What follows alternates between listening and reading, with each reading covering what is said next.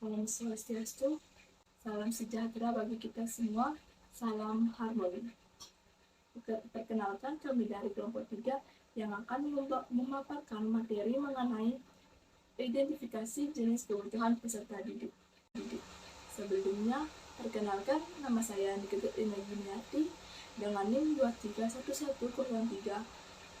2311031123 dan rekan saya.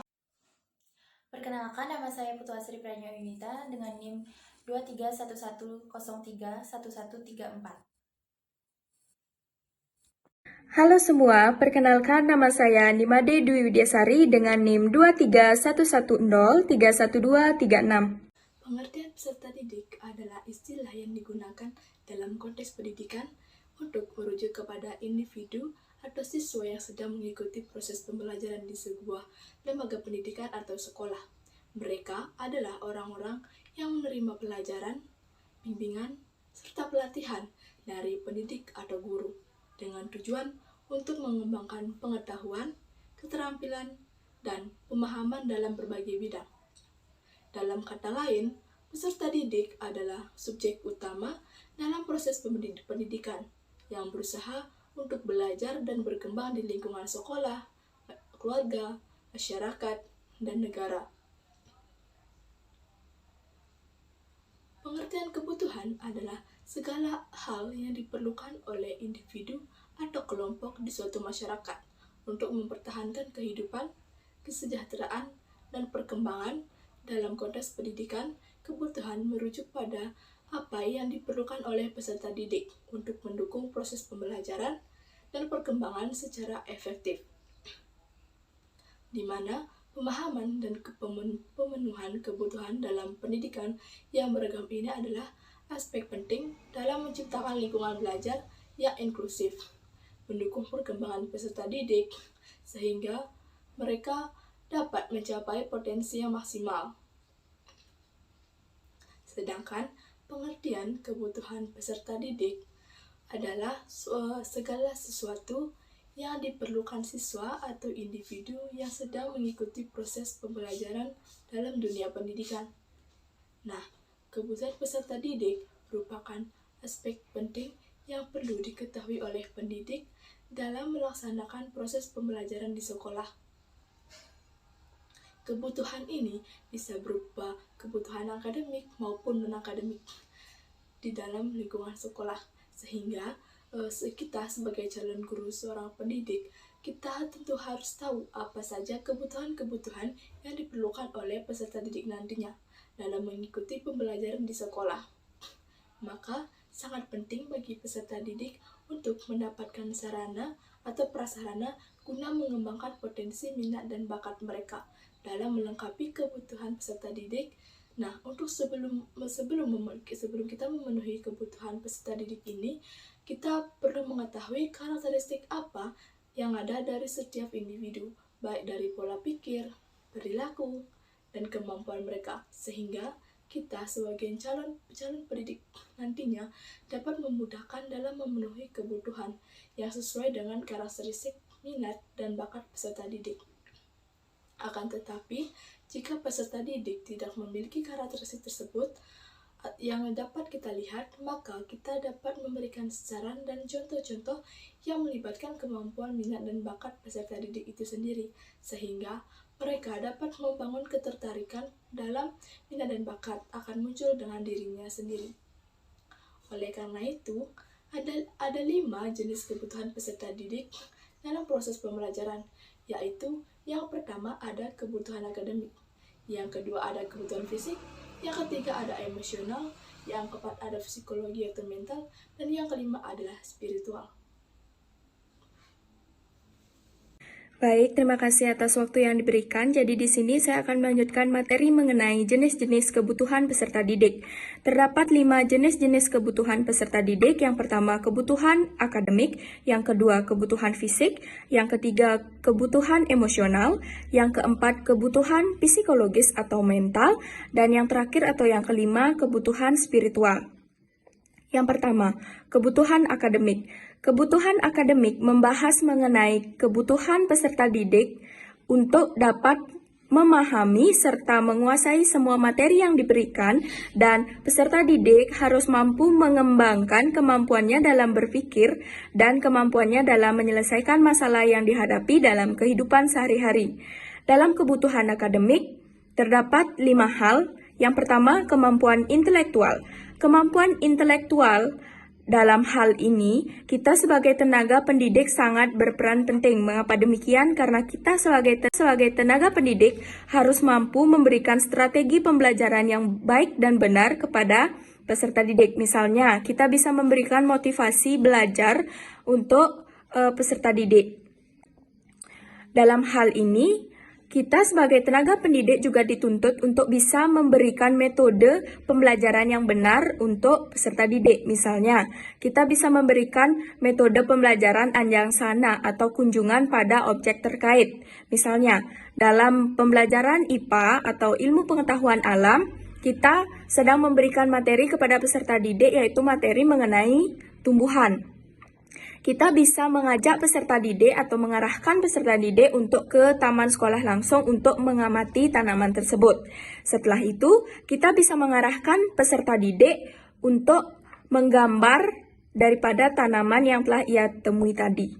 Dengan begitu, tentu saja peserta didik sudah dapat mengeksplor pengetahuannya melalui hal-hal terkecil yang ia temui atau tanaman tadi yang sudah kita ajak atau arahkan mereka ke taman sekolah untuk mengamati tanaman tersebut. Yang kedua, keterampilan. Keterampilan di sini membahas yaitu tentang keterampilan akademik dan non-akademik. Keterampilan akademik itu meliputi keterampilan peserta didik untuk menulis, berhitung, berpikir, berbicara, dan membaca. Kemudian, untuk kemampuan non-akademik terdiri dari kemampuan sosial dan kemampuan hidup, yang mana peserta didik harus mampu mengembangkan atau menjaga hubungannya dengan lingkungan ataupun dengan sesama temannya dan seluruh masyarakat yang ada di sekolah tersebut. Kemudian pengetahuan. Pengetahuan yang dimaksud di sini adalah pengetahuan peserta didik pada materi yang sudah diberikan. Sebagaimana besar, sebagaimana bisa mereka memahami serta menguasai materi-materi yang sudah diberikan. Kita sebagai tenaga pendidik juga tentu memiliki peranan yang sangat penting dalam hal ini. Mengapa? Karena kita sebagai tenaga pendidik harus mampu memberikan pembelajaran atau penjelasan mengenai materi yang kita berikan secara relevan dalam kehidupan sehari-hari. Contoh, pada saat kita memberikan pembelajaran mengenai PPKN, yaitu Pancasila, dalam mengajarkan atau mengarahkan siswa tentang nilai-nilai yang terkandung dalam kelima Pancasila tersebut. Tentu kita harus memberikan contoh kepada peserta didik bagaimana pengimplementasiannya dalam kehidupan sehari-hari tentang kelima sila dalam Pancasila tersebut. Kemudian program pembelajaran individu atau PPI. Program ini dirancang untuk memenuhi kebutuhan akademik daripada peserta didik tersebut. PPI ini berguna untuk mengumpulkan segala informasi mengenai kemampuan dan kebutuhan peserta didik dari berbagai sisi keahlian dari peserta didik.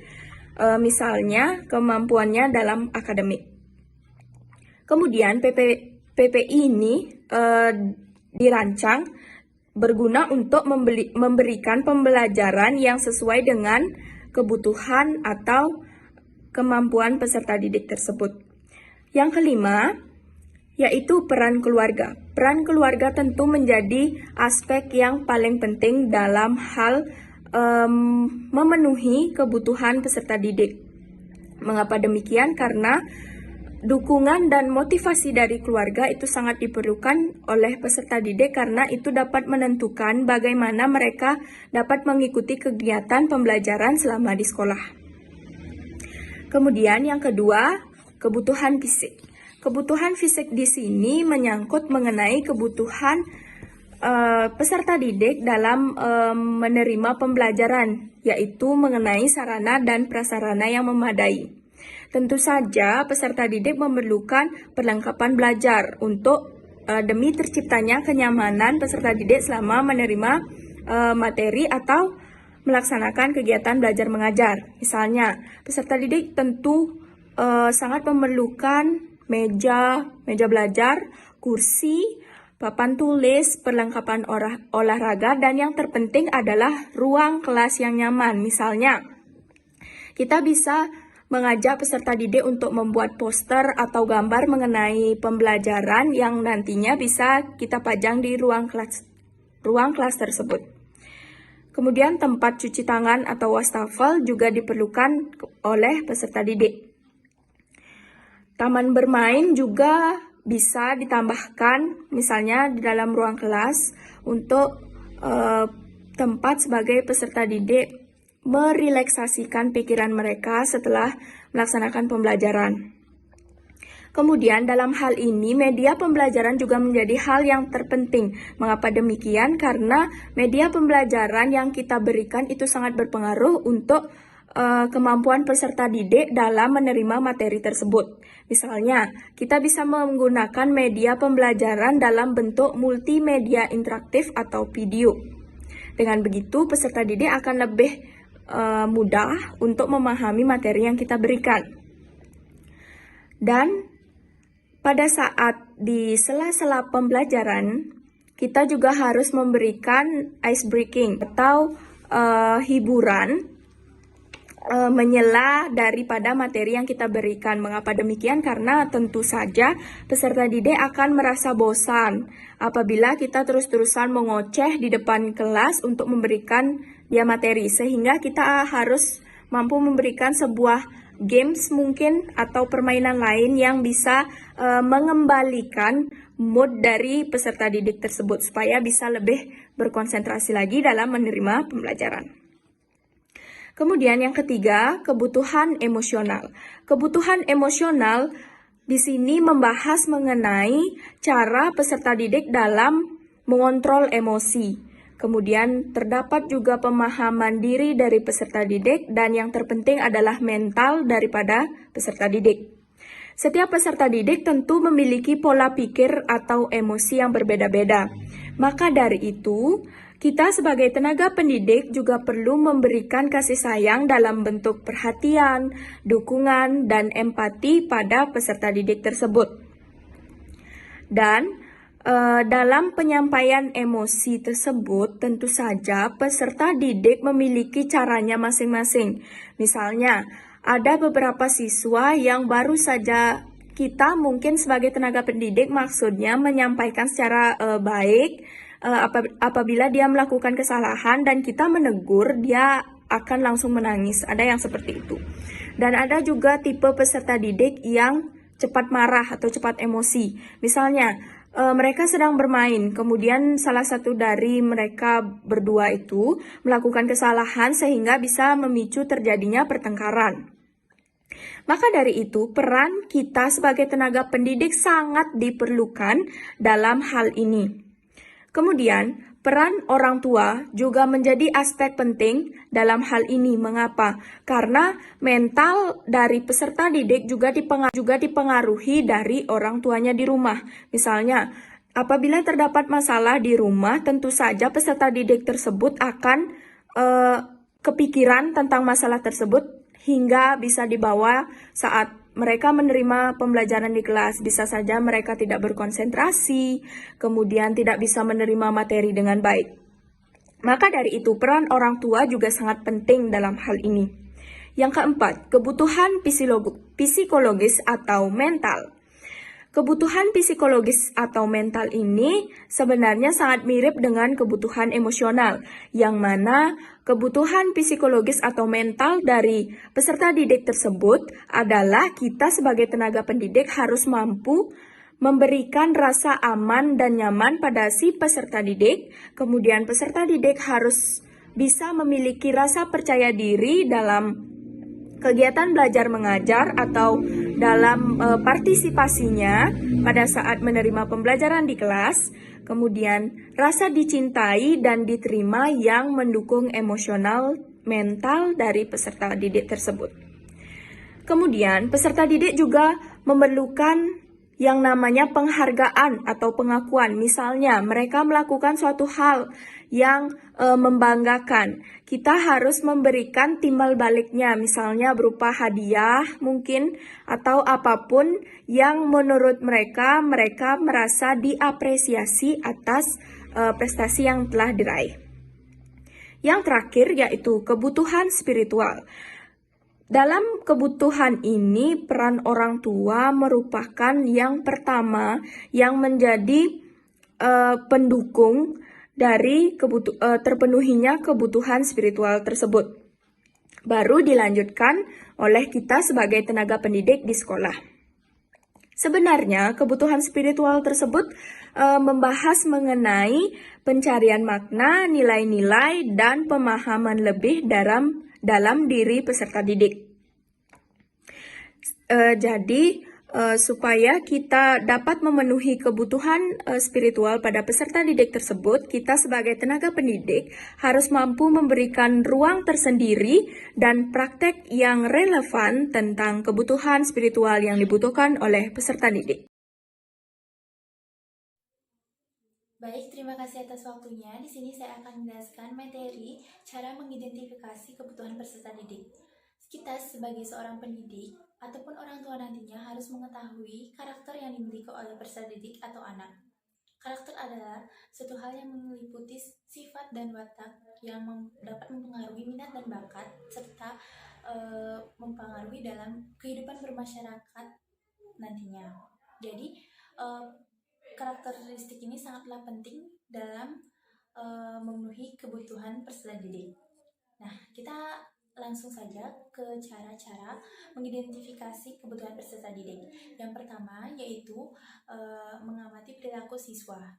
Nah, hal ini kita bisa lakukan saat sebagai seorang pengajar pada saat kita menyampaikan materi di dalam kelas. Apakah dia mencermati materi yang kita berikan di dalam kelas itu dengan baik, atau apakah dia malah lain-lain seperti mengganggu temannya atau tidur di dalam kelas. Kita bisa mengamati hal tersebut. Lalu yang kedua yaitu mengidentifikasi pengetahuan sebelumnya. Jadi kita bisa melihat atau menilai dari hal-hal yang dilakukan oleh peserta didik tersebut sebelumnya. Kita bisa lihat dari data nilai, rapor, catatan nilai, nilai keaktifan atau lain-lain. Ketiga, ada berbicara dengan guru sebelumnya. Nah, pada saat ini kita bisa berbicara dengan guru sebelumnya untuk mendalami karakter yang dimiliki oleh peserta didik tersebut. Apakah dia memang seperti ini sejak dulu ataukah terjadi perubahan ketika kita mengajarnya. Lalu yang keempat yaitu melakukan penilaian formatif. Penilaian formatif adalah penilaian yang dilakukan dengan tujuan untuk memantau dan memperbaiki proses pembelajaran serta mengevaluasi pencapaian tujuan pembelajaran. Nah, dalam hal ini guru dapat menggunakan berbagai bentuk penilaian formatif, termasuk penilaian untuk mengidentifikasi kebutuhan siswa dan mendapatkan kelebihan dan kekurangan dari siswa tersebut. Lalu yang kelima, meninjau catatan siswa. Nah, pada saat ini kita bisa melihat dari catatan-catatan perilaku siswa sebelumnya. Apakah dia suka membuli orang, ataukah dia malah baik dengan teman-temannya, sering membantu, tolong-menolong, seperti itu. Lalu setelah melakukan cara-cara sebelumnya, kita dapat melakukan cara yang terakhir yaitu refleksi praktik mengajar. Nah, pada saat ini kita sebagai seorang guru harus bisa menyesuaikan metode pembelajaran agar sesuai dengan peserta didik. Jadi kita harus melihat diri kita kembali, apakah metode yang kita gunakan untuk proses pembelajaran sudah sesuai dengan peserta didik. Terima kasih. Baik, terima kasih atas waktunya. Jadi di sini saya akan menjelaskan materi mengenai upaya-upaya dalam memenuhi kebutuhan peserta didik. Yang pertama, ruang perpustakaan. Seperti yang kita tahu, hampir di semua sekolah, bahkan perguruan tinggi, tentu menyediakan yang namanya ruang perpustakaan. Ruang ini digunakan untuk peserta didik dapat menemukan referensi belajar, misalnya buku dongeng, buku sejarah, buku cerita, bahkan buku-buku pembelajaran lainnya yang bisa mendukung pembelajaran mereka nantinya. Kemudian, ruang perpustakaan juga dijadikan sebagai tempat untuk mencari ilmu tambahan. Seperti yang saya katakan tadi, mereka bisa mencari ilmu atau buku-buku pembelajaran lainnya yang bisa menambah wawasan mereka dalam materi yang akan diberikan. Ruang perpustakaan ini juga dijadikan sebagai tempat untuk menjalin kerjasama antar peserta didik untuk berkreasi atau berinovasi segala sesuatu yang mereka dapatkan atau referensi belajar yang mereka dapatkan di tempat tersebut. Yang kedua, ruang UKS. Ruang UKS merupakan ruang unit kesehatan sekolah. Hampir di semua sekolah juga menyediakan yang namanya ruang UKS. Ruang UKS ini menjadi salah satu upaya yang dilakukan oleh sekolah untuk memenuhi kebutuhan peserta didik. Tempat ini digunakan untuk tempat beristirahat apabila ada peserta didik yang memang dari rumahnya merasa tidak enak badan atau dalam keadaan sakit. Atau bahkan tempat ini dijadikan tempat istirahat untuk mahasiswa atau peserta didik yang merasa dirinya tiba-tiba merasa pusing. Yang paling sering kita lihat itu pada saat melaksanakan upacara bendera. Tentu akan ada peserta didik yang merasa tidak kuat selama melaksanakan upacara bendera tersebut. Mungkin ada yang merasa pusing atau bahkan sampai pingsan. Nah, ruang UKS ini menjadi salah satu tempat untuk mereka dapat istirahat. Seperti itu. Yang ketiga, guru BK. Nah, guru BK ini juga memiliki peranan yang sangat penting dalam memenuhi kebutuhan peserta didik, khususnya kebutuhan psikologis mereka. Hampir semua sekolah juga menyediakan yang namanya atau ada yang namanya guru BK. Nah, guru BK ini seperti yang kita tahu, sejak kita duduk di bangku sekolah dasar, tentunya juga kita sudah memiliki guru BK. Nah, guru BK itu bisa kita jadikan sebagai tempat untuk kita bercerita, baik itu bercerita tentang masalah pribadi mungkin, ataupun masalah mengenai pembelajaran di sekolah. Guru BK ini menjadi salah satu upaya dalam memenuhi kebutuhan psikologis dari peserta didik. Guru BK juga menjadi seperti yang saya katakan tadi, bahwasannya guru BK ini menjadi tempat curhat bagi peserta didik, serta sebagai guru BK bisa memberikan saran mungkin tentang masalah yang telah dihadapi oleh peserta didik tersebut, baik itu masalah pribadi ataupun masalah pembelajaran. Sekian dari saya, akan dilanjutkan oleh teman saya.